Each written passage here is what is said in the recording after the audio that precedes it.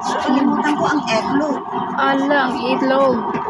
Hindi na napasama si itlog. So, yan. Alap, supas. Ganda ng binili nating ano. Anong tawagan nito, Ate Beth? Shell. Ah, shell pala. Sabi ko kay Krista para maiba naman yung ano eh. Luluto Supas.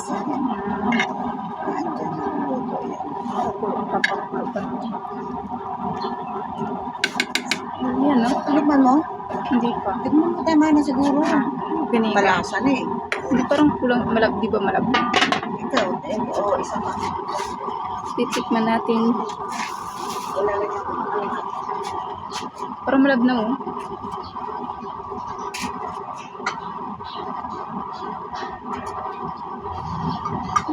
Kulang astibet. Si Choy. Kulang, ano siya? Hindi siya manamnam. Malinamnam. Hindi siya manamnam. Malinamnam. Hindi siya manamnam. Ayan ang manamnam. Yun, oh. Supas, hanap-hanapin ng bayan. Lagyan na natin. Ang dami.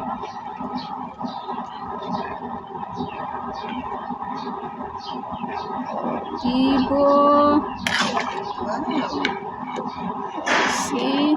Sarap.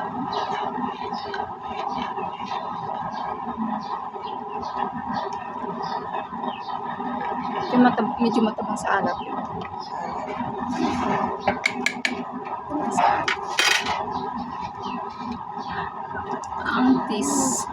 Angtis. O, diba? Isang kaldero.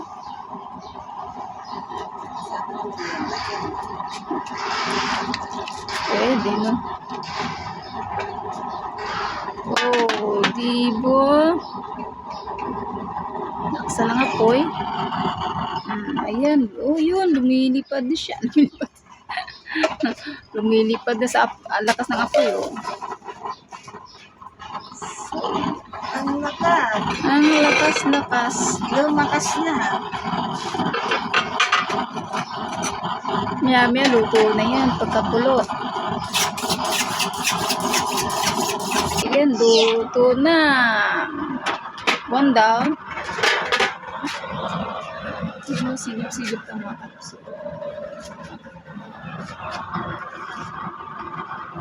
Dami kasi lamok. Ayun, ha?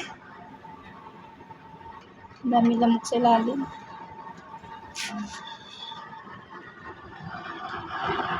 So next, fried chicken.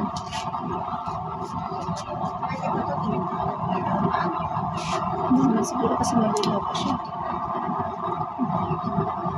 Pangalawang gamit. Tsaka hindi siya maanta. Kaya ilagay ko sa pan.